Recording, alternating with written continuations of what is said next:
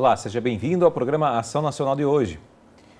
E hoje é o dia da oração e para a gente debater sobre tudo o que acontece através da oração, eu recebo aqui o padre da Arquidiocese de Campinas, Fernando Venâncio, e também a psicóloga e psicoterapeuta Gabriela Armon.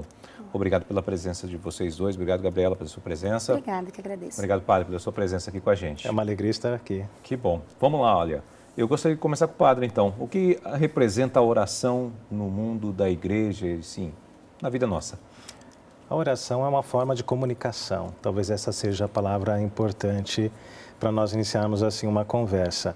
Na oração, nós nos comunicamos com Deus. Na oração, Deus se comunica conosco também. E assim nós criamos uma relação de amizade, uma relação de carinho, uma relação de proximidade. Muita gente pensa que o nosso Deus é um Deus distante. Muita gente pensa que Deus está lá no céu e não olha por nós. Então, todas as vezes que nós rezamos, e assim Jesus nos ensinou, através da oração do Pai Nosso, por exemplo, que é uma, não é? De tantas orações que nós podemos apresentar a Deus, nós ligamos um canal de comunicação com Deus. E assim nós rezamos pedindo para que Deus seja esse alguém próximo de nós. E assim nós também queremos nos aproximar cada vez mais da santidade de Deus. Então, a oração ela é fundamental para a igreja. Ela nos coloca nesse caminho de intimidade com Deus, nesse caminho de proximidade através de uma comunicação mútua. E, Gabriela, e de forma científica, se assim podemos dizer, né, o que pode representar a oração para nós? A oração, quando a gente olha de uma questão psicológica, psíquica, ela está trabalhando uma questão de fé, né? E a fé é muito importante, independente em que seja, em qual religião, né? Porque a religião é o meio pelo qual conduz, mas a fé, baseada na oração, em crer no próximo, em crer em Deus, numa figura, isso é muito importante para o psiquismo do homem, né? Sem fé, sem acreditar que amanhã pode haver, a gente para de sonhar, a gente para de desejar, e alguém que deixa de sonhar ou de desejar não caminha, né? Vai ficando parado. Então, há um quê de vida de buscar acreditar em alguma coisa, né? E como o padre disse, a oração, essa comunicação, né? Ela nos coloca nesse lugar de aqueles que creem em algo. E crer em algo, seja na vida, seja no dia de amanhã, seja, enfim, qualquer coisa que nos faça nos movimentar é muito importante. Então, esse tipo de atitude, né, de fé, ele sempre traz algo benéfico para o homem. Sem dúvida. E, padre, como é que a oração é essa comunicação com Deus? O senhor falou, né? A oração é a comunicação. Como é que isso acontece? É preciso uma disposição, não é? É preciso que o homem ele esteja disposto a isso, porque Deus está disposto a se comunicar conosco a todo instante. E Deus fala, existem grandes pensadores, grandes teólogos da igreja que nos colocam justamente diante dessa comunicação com Deus. Santo Tomás de Aquino mesmo dizia que nós podemos nos comunicar com Deus através da contemplação da natureza. Através de toda a obra da criação, é possível que o homem, sim, faça uma experiência de Deus. Então, quando a partir do momento que nós contemplamos a natureza, por exemplo, nós contemplamos, de certa forma, também o nosso Criador. E nos colocamos, né, nesse canal de intimidade com Ele. E é claro, a oração não é fruto apenas da fé cristã, católica. É importante nós mencionarmos isso também, não é? Que a oração, ela acontece também em outras religiões. Né? Os judeus, eles rezam, os muçulmanos, da forma deles, também rezam. E é o contato que o homem busca com o transcendente. É aquilo, como a Gabriela disse, que dá sentido à vida do ser humano, não é? Buscar um contato com a sua existência, com o sentido de todas as coisas. Então, eu vejo a oração, e assim a igreja nos apresenta também a oração como algo fundamental, voltando a falar dos cristãos, na vida de todos nós católicos. Olha, gente, é comprovado cientificamente que a fé, através da oração, ela faz milagres. Eu gostaria que você falasse um pouquinho, vocês dois falassem um pouquinho sobre isso. A oração é fundamental, né? A fé, ela que nos move, né? A fé, ela nos coloca nesse caminho de oração. Para que a gente possa apresentar a Deus uma oração, eu sempre digo isso nas reflexões, é preciso você acreditar. Se você não acredita na sua oração, De nada adianta você, por obrigação, não é, apresentar a Deus, por exemplo, uma oração como o Pai Nosso ou uma Ave Maria. Não adianta nada você dizer, recitar, você falar aquilo da boca para fora. É preciso que exista realmente a fé. É interessante que pelos lugares aonde Jesus passou, ele fez pouquíssimos sinais, pouquíssimos milagres na sua cidade, em Nazaré. Por quê? Por quê? Porque justamente essa questão é interessante. Porque eles não tinham fé, porque eles não acreditavam. Então, para que o milagre, para que a ação de Deus, né, se manifeste em nossa vida, a fé é algo fundamental, não é? Faz parte das virtudes teologais. No Novo Testamento, Paulo fala muito bem delas, não é? A fé, a esperança e depois a caridade. Então, a fé é o primeiro passo. No batismo, nós recebemos essa fé. Mas é preciso que essa fé, assim como uma planta, ela seja regada, ela seja cuidada, para que desta forma nós, adquirindo uma consciência, cada um adquirindo um contato íntimo com Deus, crescendo através dos sacramentos da Eucaristia e depois da Crisma também, não é? Que a pessoa, que o jovem, que o adolescente, até mesmo o adulto, que ele possa buscar cada vez mais este contato com Deus, esta intimidade com Deus, não é? E redescobrir também o sentido da sua existência, não é? O sentido da sua vida, o sentido não apenas das alegrias, não apenas das coisas boas da vida, mas até mesmo o sentido do sofrimento, não é? Então a fé nos faz contemplar, acredito que muitas esferas da nossa vida, ela dá sentido a muitas situações que nós vivemos no nosso cotidiano, no nosso dia a dia. Sim, essa questão da fé, né, da oração, muitas pessoas acham que a psicologia vai contra, então não consegue conversar, né? Mas essa fé, como o padre fala, dessa construção, né, desse transcendente, realmente, através da oração e qualquer coisa que a gente faz, se não tiver esperança naquilo, né, se a gente não colocar fé, não tem algo que vai caminhar.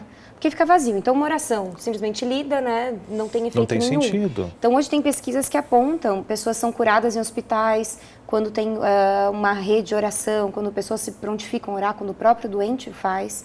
Então, quando a gente pensa numa oração, na fé, né, dentro da psicanálise, da psicologia, é um investimento em alguma coisa, investimento psíquico.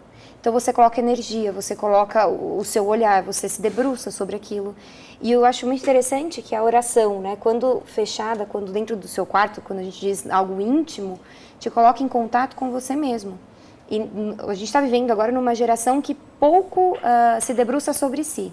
É muito mais sobre o outro, né? O que o outro quer, o que o outro pensa de mim. Exatamente. Então, eu tenho que aparecer de tal forma, eu tenho que ser o que os outros esperam. Então, é muita exposição, né? As pessoas se expõem o tempo todo.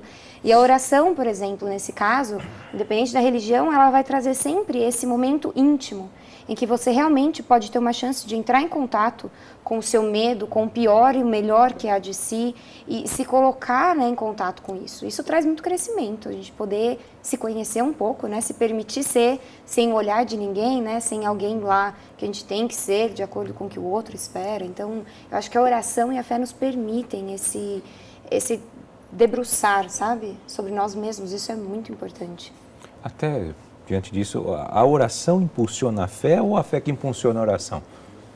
Olha, eu acho que é uma troca aí, né, nessa situação, porque é importante que a fé, ela impulsione a oração.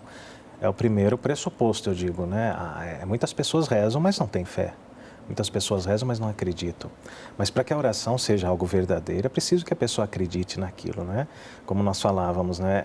Jesus não realizou muitos milagres em Nazaré porque as pessoas não tinham fé. Então, por mais que ele tenha curado algumas pessoas, imposto as mãos sobre pouca gente, alguém experimentou ali, não é? A ação de Deus na vida, porque esse alguém acreditou. Então, eu acredito que a oração é fundamental, ela nos impulsiona, ela com certeza nos coloca diante desse conhecimento pessoal, né? Assim como a Gabriela disse, nos coloca diante do transcendente, nos coloca diante daquilo que muitas vezes nós não compreendemos, muitas vezes não aceitamos. Então, acima de tudo, a oração ela é um momento de reflexão também.